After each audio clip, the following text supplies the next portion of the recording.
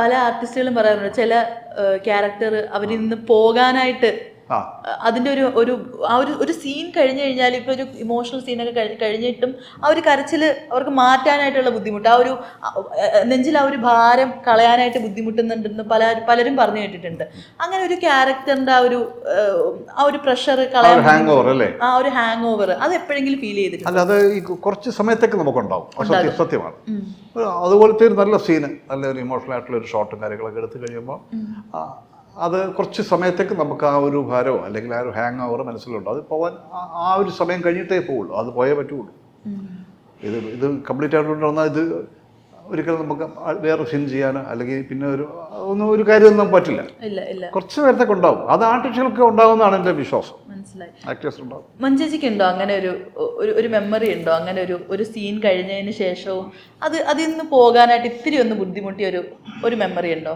ഞാൻ ബേസിക്കലി ആക്ഷൻ്റെയും കട്ടിൻ്റെയും ഇടയ്ക്ക് നിൽക്കുന്ന ഒരു ആക്ടറാണ്. ഞാൻ ഇമോഷണലി ആണെങ്കിൽ പോലും, ഇമോഷൻ സീനാണെങ്കിൽ പോലും ആ സ്ക്രിപ്റ്റ് വായിച്ച് കഴിഞ്ഞ് ടേക്കിന് തൊട്ട് മുമ്പും കൂടെ ആ സ്ക്രിപ്റ്റ് ജസ്റ്റ് ഒന്ന് നോക്കും. അപ്പോൾ ഓൾറെഡി ആ ഇമോഷൻ കയറും. അത് കഴിഞ്ഞ് ആക്ഷൻ കഴിഞ്ഞ് കട്ട് വിളിച്ച് കഴിഞ്ഞാൽ ഞാൻ അപ്പം മാറും. അതും നല്ലതല്ലേ? പക്ഷേ ഞാനത് കൊണ്ട് നടക്കാറില്ല. പിന്നെ ചില സീൻസ് ചേട്ടൻ പറഞ്ഞാൽ നമുക്ക് ഹോണ്ട് ചെയ്യും. നമ്മുടെ ലൈഫുമായിട്ട് ബന്ധപ്പെട്ടൊക്കെ ചില സീക്വൻസുകളൊക്കെ വരുമ്പോൾ നമുക്ക് ഹോണ്ട് ചെയ്യും. പിന്നെ ഈ പറഞ്ഞ പോലെ ഞാൻ അങ്ങനെ ചെയ്തത് ഒരു TV-യില് നമ്മൾ അഭിനയിച്ചത് അലി അക്ബർ സാറിന്റെ അതിന് 2 സീക്വൻസ്. ഒന്ന് അശോകേട്ടൻ എന്റെ ഹസ്ബൻഡായിട്ട്, അപ്പൊ ഹസ്ബൻഡ് മരിക്കുന്നതും എന്റെ മകള് മരിക്കുന്നതും, ആ 2 സീനാണ്.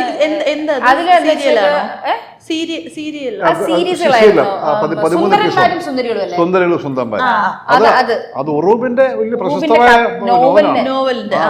എനിക്ക് സ്റ്റേറ്റ് അവാർഡ് ഉണ്ട് അതിനകത്ത്. ദാരിദ്ര്യമാണ് മെയിൻ. ഇദ്ദേഹം മാഷാണ്. മാഷ് ഒരു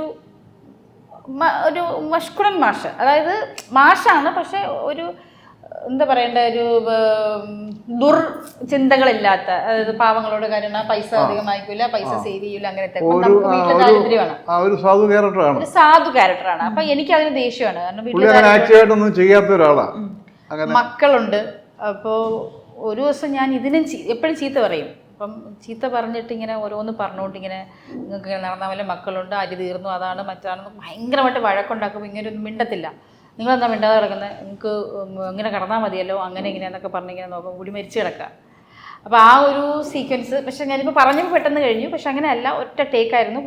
അദ്ദേഹം അലി അക്ബർ സാർ ഇത് വെച്ചിട്ട് ഇങ്ങനെ ഇരിക്കുകയായിരുന്നു. ഞാൻ ഒറ്റ ഷോട്ടിൽ ഇങ്ങനെ പറയുന്നു, അവിടെ എടുക്കുന്നു, തുണി വിരിക്കുന്നു, അത് ചെയ്യുന്നു, പറഞ്ഞുകൊണ്ടിരിക്കുക. ഓരോന്ന് പറഞ്ഞു കഴിഞ്ഞിട്ട് ഇങ്ങനെ കിടന്നാൽ വല്ല ഇങ്ങനെ തട്ടുന്ന കണ്ടുണ്ടെന്നു പനങ്ങത്തില്ല. അപ്പോഴും വന്നിരുന്നിട്ട്. അതുപോലെ അടുത്തത് എൻ്റെ മകള് മരിക്കുന്നൊരു സീക്വൻസ് ആയിരുന്നു. എൻ്റെ മകള് മരിക്കും, അതെനിക്കിപ്പോഴും പറയുമ്പോൾ എനിക്ക് കരച്ചിൽ വരും. മകള് മരിക്കുന്ന സമയത്ത്, അല്ല മരിക്കുന്ന സീൻ എടുക്കുന്ന സമയത്ത് ഞാൻ പ്രഗ്നൻ്റാണ്. എനിക്ക് 5 മാസം എന്തോ ആയി. അപ്പോൾ അതിനകത്ത് ക്യാരക്ടറിലല്ലോ പ്രഗ്നന്റ്, റിയൽ ലൈഫിൽ ഞാൻ പ്രഗ്നന്റ്. എന്നിട്ട് അതിനകത്ത് മൂത്ത കുട്ടി വയ്യാത്തൊരു കുട്ടിയാണ്. എനിക്ക് തോന്നുന്നു വയറ് ക്യാൻസർ ആണെന്ന് തോന്നുന്നുണ്ട്, പക്ഷെ അതൊന്നും അറിയില്ല, പണ്ടത്തെ കാലമാണ്. അപ്പോൾ ആയുർവേദ മരുന്നും കാര്യങ്ങളൊക്കെയാണ് കൊടുക്കുന്നത്. അപ്പം ഞാൻ തെണ്ടി അപ്പുറത്തുനിന്ന് ഇപ്പുറത്തൊക്കെ മരുന്ന് വെച്ചിട്ട് അമ്മ മരുന്ന്. അപ്പം നമ്മുടെ വിചാരം വിശപ്പ് ഇതായിട്ട് അൾസർ അങ്ങനെ, അമ്മ അപ്പുറത്ത് തെണ്ടീനത് കൊണ്ടുവന്നിട്ടുണ്ട് മോനെ, തൽക്കാലം ഈ മരുന്ന് കുടിക്ക് കേട്ടോ മോനെ, അങ്ങനെ ഇങ്ങനെയെന്നൊക്കെ പറഞ്ഞിട്ട് കൊച്ചിനെ കയ്യിൽ ഇങ്ങനെ എടുത്ത് വെച്ചിട്ട് ഗ്ലാസ്സിൽ മരുന്ന് എടുത്തിട്ട് ഇങ്ങനെ ഒഴിച്ചു കൊടുക്കും. ഇങ്ങനെ ഒഴിച്ചു കൊടുക്കുമ്പോഴത്തേക്കും ഇങ്ങനെ ഒഴുകും. ഈ ഒഴുകുന്ന സമയത്താണ് മനസ്സിലാവുന്നത് ഈ കുട്ടി മരിച്ചു. അപ്പോൾ ഇങ്ങനെ എടുത്തു വെച്ചിട്ട് ഞാൻ വിശ്വസിക്കില്ല, ഇതിന് അടിക്കുന്നൊക്കെ ഉണ്ട്. ഞാൻ നീക്കടി എന്നൊക്കെ പറഞ്ഞിട്ട് ഒരു ഭ്രാന്തമായ ഒരു അവസ്ഥയായിരുന്നു ആ അമ്മയ്ക്ക്. അക്സെപ്റ്റ് ചെയ്യാൻ പറ്റാത്തൊരു ഭ്രാന്തമായ അവസ്ഥയായിരുന്നു. അതും ഈ പറഞ്ഞ പോലെ ഞാൻ പറഞ്ഞ റിഹേഴ്സൽ വേണ്ട, നമുക്കങ്ങ് ചെയ്യാം, ഫസ്റ്റ് ടേക്ക് ആയിട്ട് പോവാം, തെറ്റുവാണെങ്കിൽ നമുക്ക് എടുക്കാം. ഇങ്ങനെയുള്ള സാധനങ്ങൾ റിഹേഴ്സൽ ചെയ്താൽ പിന്നെ നമുക്ക് എനിക്ക് അങ്ങനെ പ്രശ്നമുണ്ട്. ഇങ്ങനെയുള്ള സീക്വൻസുകൾ രണ്ടാമത് ചെയ്താൽ, അല്ലെങ്കിൽ ഞാൻ ഉഴപ്പി ചെയ്യും റിഹേഴ്സൽ, എന്നിട്ട് മെയിൻ അതിൽ നന്നായിട്ട് ചെയ്യും. ഇപ്പം ഞാൻ പറഞ്ഞു നമുക്ക് ടേക്ക് പോയി നോക്കാം, തെറ്റുവാണെങ്കിൽ നമുക്കൊന്നും എടുക്കാൻ തോന്നും. അത് പക്ഷേ ഫസ്റ്റ് ഇത് തന്നെ ഇതാക്കിയിട്ട് സീൻ കഴിഞ്ഞിട്ടും ആ ഒരു സാധനത്തിൽ ഷോട്ടിൽ ഞാൻ കരഞ്ഞു ശരിക്കും. അത് കഴിഞ്ഞിട്ട് കരഞ്ഞ് ഈ നേരത്തെ പറഞ്ഞ പോലെ നിർത്താൻ പറ്റാത്ത കരച്ചിലിൽ കരഞ്ഞ് കുറച്ച് കഴിഞ്ഞപ്പോൾ ആരും എന്നെ ആശ്വസിപ്പിച്ചില്ല, ഒന്നും ചെയ്തില്ല. കരഞ്ഞു തീരട്ടെ എന്ന് പറഞ്ഞ് കരഞ്ഞു വെക്കാം. പക്ഷെ അത് കഴിഞ്ഞ് നോക്കിയപ്പോൾ ക്യാമറയുടെ പുറകിൽ ക്യാമറമാൻ കരയുന്നു, അലി അക്ബർ സാർ മൊത്തം ടീം അവിടെ നിന്ന് കരയുമായിരുന്നു ആ സീൻ കണ്ടിട്ട്. ഭയങ്കര സീനാണത്. ഉറുബിന്റെ വളരെ പ്രശസ്തമായ ഒരു നോവലാണ്. ഇതിനാണല്ലേ സ്റ്റേറ്റ് അവാർഡ് കിട്ടിയത്. അതിപ്പോ ഒറ്റ ടേക്കിൽ തന്നെ ആയിരുന്നു. ഒറ്റ ടേക്കിൽ തീർത്തും. പിന്നെ ശരിയാവില്ല. അടിപൊളി. അതാ അങ്ങനെ ചില സീനുകൾ എടുത്ത് നമ്മൾ കുറച്ച് സമയത്തേക്ക് ആ ഒരു സെന്റിമെന്റ്സ് നമ്മൾ ആ ഹാങ് പലർക്കും ഉണ്ടാവും. അത് ഭയങ്കര ഇതായിരുന്നു. എന്നോട് പറഞ്ഞു എണീക്കടി എന്നൊക്കെ പറഞ്ഞിട്ട് ഞാൻ അടിക്കുന്നൊക്കെ ഉണ്ട്. ഇപ്പോഴും ചേച്ചിക്ക് ഇത് പറയുമ്പോഴത്തേക്ക് അത് കറക്റ്റ് മറ്റേ ഒരു സ്ക്രീനിൽ കാണുന്ന പോലെ മനസ്സിൽ വരുമായിരിക്കും. നമുക്കൊരു സെഗ്മെന്റിലോട്ട് പോവാം. ഞാനാണെങ്കിൽ കുറച്ച് വേർഡ്സ് എടുത്തു വെച്ചിട്ടുണ്ട്. അപ്പോൾ ആ വേർഡ്സിനെ കുറിച്ചുള്ള നിങ്ങളുടെ പെർസ്പെക്റ്റീവ് എന്താണെന്ന് പറഞ്ഞാൽ മതി. ഒരു ലൈഫ് പെർസ്പെക്റ്റീവ്. പേരാണ് അതെ. ഞാനപ്പോൾ ആ വേർഡ്സ് പറയാം. ഫസ്റ്റ് മഞ്ജു ചോദിക്കാം. ലൈഫിനെ കുറിച്ച് എന്താണെന്നത് ഒറ്റ വാക്കല്ല, ഒരു സെന്റൻസ് ആയിട്ട് വേണമെങ്കിൽ പറയാം. എന്താണ് ചേച്ചിക്ക് ലൈഫ് എന്ന് പറയുമ്പോഴത്തേക്ക് അതിനെ കുറിച്ച് പറയാൻ തോന്നുന്നത് ചേച്ചിയുടെ ഒരു പെർസ്പെക്റ്റീവില്? Life is very challenging. അതായത് പല ഉയർച്ചകളും താഴ്ചകളും പല സിറ്റുവേഷൻസും ഉണ്ടാവും. അത് ഓവർകം ചെയ്തു പോയി സക്സസ് ആവുന്നിടത്താണ് യഥാർത്ഥ വിജയം എന്ന് പറയുന്നത്. അല്ലാതെ ഈസി ആയിട്ട് ചെയ്തു പോകുന്നത് എനിക്കൊരു വിജയം തന്നെയാണ്. പക്ഷെ ഇതിൽ കുറച്ചും കൂടെ നമുക്ക് ലൈഫിലെ എക്സ്പീരിയൻസസ് വേണമെന്ന് വിചാരിക്കുന്ന ഒരാളാണ്.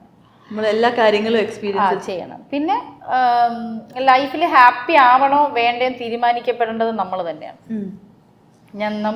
ഞാൻ വിചാരിക്കണം നമ്മുടെ ലൈഫ് എങ്ങനെ പോകണം ഞാൻ തന്നെ വിചാരിക്കണം. ഒരാൾ വിചാരിച്ചാൽ എന്നെ വിഷമിപ്പിക്കാൻ പറ്റില്ല. അതുകൊണ്ട് തന്നെയാണ് ഈ മെസ്സേജുകളൊന്നും എന്നെ ഒരിക്കലും ഹേർട്ട് ചെയ്തിട്ടില്ല. എനിക്ക് നെഗറ്റീവ് കമന്റ്സ് ഇല്ലെന്നാണ് വിചാരം. ഇഷ്ടംപോലെ ഉണ്ട്. പക്ഷെ അതൊന്നും എന്നെ ഹേർട്ട് ചെയ്യില്ല, എന്നെ ടച്ച് ചെയ്യത്തില്ല. നമ്മളറിയാത്ത ആളുകൾ പറയാൻ നമ്മൾ എന്തിനു മൈൻഡ് ചെയ്യണം? ഞാൻ കഷ്ടപ്പെട്ട് എൻ്റെ ലൈഫ് മുന്നോട്ട് ഇനി ഉണ്ടാക്കുന്നത് അവരെന്തിനാണ് നോക്കുന്നത്? എനിക്ക് ലൈഫിൽ എൻ്റെ അച്ഛൻ, എൻ്റെ അമ്മ, എൻ്റെ മോളെ മാത്രം എനിക്ക് ബോധിപ്പിച്ചാൽ മതി. വേറെ ഒരു പുറത്തുനിന്ന് ഒരാൾ നമ്മുടെ ലൈഫിൽ ഒരു കമന്റ് പറയേണ്ട പോലും ആവശ്യമില്ല. പിന്നെ അവര് പറയട്ടെ. സമാധാനം പിന്നെ നമ്മൾ ഇഷ്ടംപോലെ ടൈം ഉണ്ടല്ലോ ചേച്ചി. അശോകൻ ചേട്ടനോട് ഫ്രണ്ട്ഷിപ്പ് എന്താ? ഫ്രണ്ട്ഷിപ്പ് എന്നുള്ളതല്ലേ? ചേട്ടന് ഫ്രണ്ട്ഷിപ്പ് എന്ന് പറയുമ്പോഴത്തേക്ക് പെട്ടെന്ന് ഇപ്പൊ മനസ്സിലോട്ട് വന്നത് കുറച്ച് സുഹൃത്തുക്കളുടെ മുഖങ്ങളാണോ? എന്താണ് ഫ്രണ്ട്ഷിപ്പ് എന്ന് പറയുമ്പോൾ ആദ്യം മനസ്സിലോട്ട് വരുന്നത്? സമയം കളയാനുള്ള ഒരു ഉപാധിയായിട്ട് എനിക്ക് തോന്നുന്നു. ഫ്രണ്ട്ഷിപ്പ് ആദ്യം തോന്നുന്നത് തന്നെയാണ്.